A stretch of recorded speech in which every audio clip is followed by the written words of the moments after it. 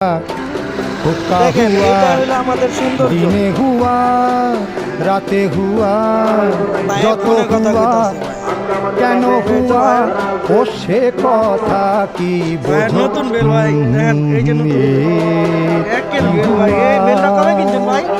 ভাই 1 মাস এক মাস হয়েছে। আচ্ছা দিই তো। আই লো ভাই, এই তো ভাই, এই রকম কেমনে ভাই? আই লো ভাই, এই দেন আমার লাগে